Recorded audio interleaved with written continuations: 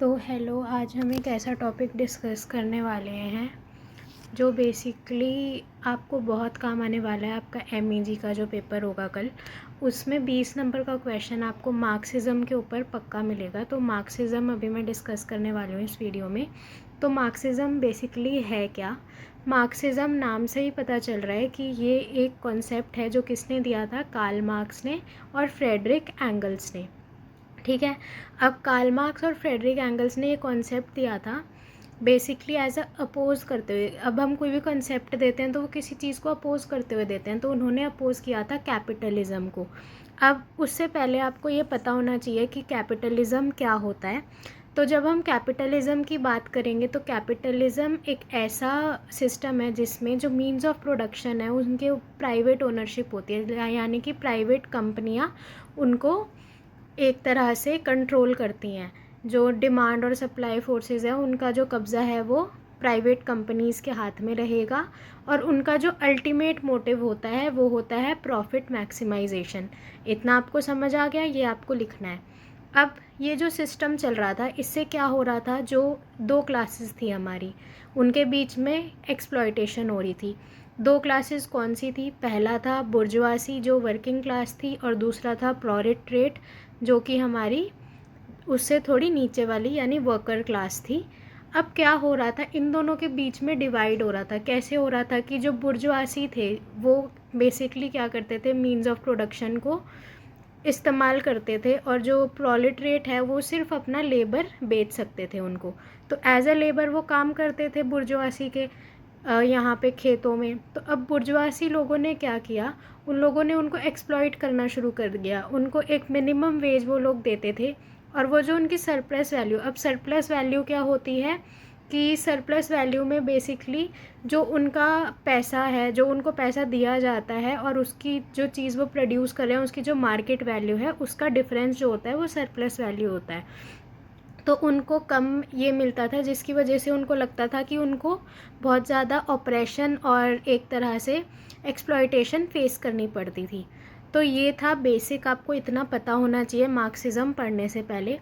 अब मार्क्सिज्म के हम कुछ पॉइंट्स करते हैं। हम कैसे शुरू करेंगे अपना आंसर कि मार्क्सिज्म जो है वो डेवलप किसने किया था? कार्ल मार्क्स और फ्रेडरिक एंगल्स ने इन द ईयर 1818 से 1883 में।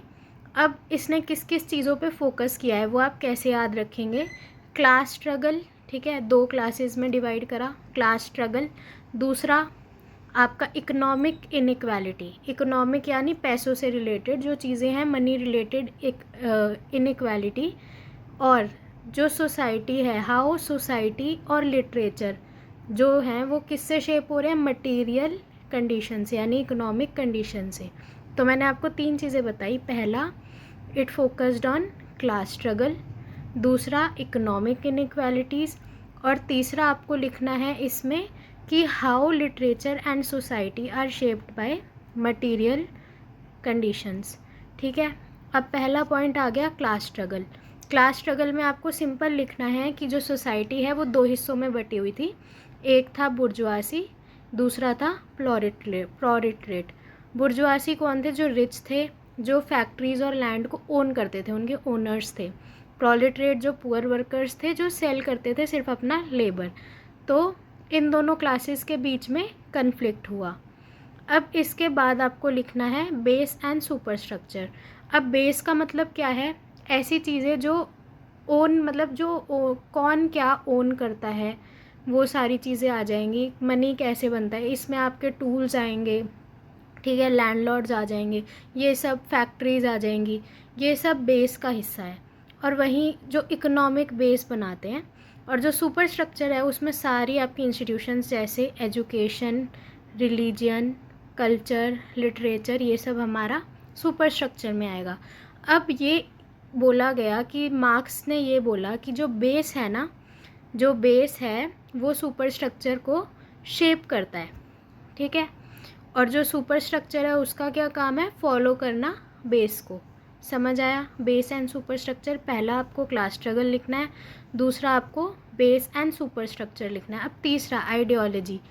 अब जो रूलिंग क्लास है, जो मतलब पावर में है क्लास, जो रूलिंग क्लास है वो कंट्रोल करती है आइडियाज़ को और बिलीव्स को। तो वो आइडियोलॉजीज़ बनाती हैं टू मेंटेन पावर। अब लिटरेचर जो है वो आइडियाज़ को भी सपोर्ट करता है और रूलिंग क्लास को भी। अब ऑब्वियस सी बात है, अगर हमें कोई आइडियाज़ बनानी है, ठीक है, आइडियाज़ हमें फैलाना है, तो हम लिटरेचर का इस्तेमाल करेंगे। तो जो रूलिंग क्लास का आइडिया है वो हमेशा फ्लरिश करता है, क्योंकि लिटरेचर में हमें वही देखने को मिलता है। एलियनेशन में आप लिख देंगे कि जो वर्कर्स हैं उनको जितना वो काम करते हैं उतना पैसा नहीं दिया जाता। फिर रेवोल्यूशन, अब मार्क्स एक ऐसी चीज़ एडवोकेट करता है कि जो वर्किंग क्लास है वो एक दिन इतनी ऊंची राइज़ करेगी, यानी कि जो हमारी प्रोलेटरेट क्लास है वो एक दिन इतनी ऊंची राइज़ करेगी कि वो हमारा ट्रांसफॉर्मेशन लेकर आएगी। अब हम इसको लिटरेचर में क्यों पढ़ रहे हैं? सबसे पहले लिटरेचर जो है वो सोसाइटी को रिफ्लेक्ट करता है। जो लिटरेचर है वो हमें दिखाता है कि क्या सोशल और इकोनॉमिक लाइफ क्या है, रियलिटी क्या है सोसाइटी का, और वो रिवील करता है कि क्लास कन्फ्लिक्ट और इनइक्वालिटी कैसे हो रहा है। अब ऑथर के क्लास और आइडियोलॉजी, अब जो राइटर का बैकग्राउंड है, उसके बिलीव्स है, तो लिटरेचर या तो उन चीज़ों को सपोर्ट कर सकता है या वो क्रिटिसाइज़ कर सकता है। अब रीडर्स इंटरप्रिटेशन, जो मार्क्सिस्ट क्रिटिक्स हैं वो स्टडी करते हैं कि पावर, क्लास, ऑपरेशन, इन सब का कैसे इन्फ्लुएंस पड़ रहा है चीज़ों पर। अगर हम कुछ की मार्क्सिस्ट थिंकर्स की बात करें तो देखो, रेमंड विलियम्स है, एक आपका अल्थूसर हो जाएगा, और आपका फ्रैंकफर्ट स्कूल जिसमें थियोडोर एडर्नो के बारे में आप लिख सकते हैं। क्रिटिसिज्म क्या है मार्क्सिज्म के, ये फोकस्ड है ज़्यादा क्लास पर, ठीक है।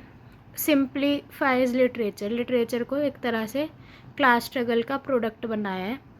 क्रिएटिविटी को वैल्यू नहीं कर रहा, क्योंकि इसमें हम क्या कर रहे हैं कि जो यूनिक चीज़ें हैं, है ना, जो मतलब ऐसी चीज़ें जो यूनिक है उनको हम प्रोड्यूस ही नहीं कर रहे हैं। हम ऐसी चीज़ें प्रोड्यूस कर रहे हैं जो जल्दी से जल्दी प्रोड्यूस होती जाए, और ये फेल्ड इन प्रैक्टिस, ये अपनी प्रैक्टिस में फेल होता हुआ हमें नज़र आता है। तो ये थे कुछ पॉइंट्स। अगर आपको इसके बारे में और जानना है, वैसे तो इतना बहुत है, आप एग्ज़ाम में अगर इतना भी लिख के आते हैं तो आपके लिए बहुत है। क्लास स्ट्रगल, फिर आपका बेस, सुपर स्ट्रक्चर, ये सब आपको अच्छे से हाईलाइट करना है। आइडियोलॉजी, एलियनेशन, एक्सप्लॉयटेशन, रेवोल्यूशन, ये सारे पॉइंट्स बस आप लिखिए आइए, आपका आंसर अच्छा बन जाएगा। तो होप सो कि मैंने आपकी जो मार्क्सिज्म वाला क्वेश्चन है वो अच्छे से बता दिया है। अगर आप इसको अच्छे से कर लेंगे तो आपके 20 नंबर तो ऐसे ही पक्के हो जाएंगे। और अब नेक्स्ट वीडियो आपको थोड़ी देर में देखने को मिलेगी, वो वीडियो भी जल्दी से जल्द आएगी। तो आप ये लगा लो 7 बजे तक वीडियो दोबारा आ जाएगी, तो दूसरी वीडियो जिसमें आपके 20 इसके और 20 और नंबर मैं पक्के करवाती हूँ। तो टिल देन आप इस चैनल को सब्सक्राइब कर लो और इस वीडियो को शेयर करो, ताकि आपके साथ ये इन्फॉर्मेशन दूसरों के तक भी पहुँचे। तो धन्यवाद।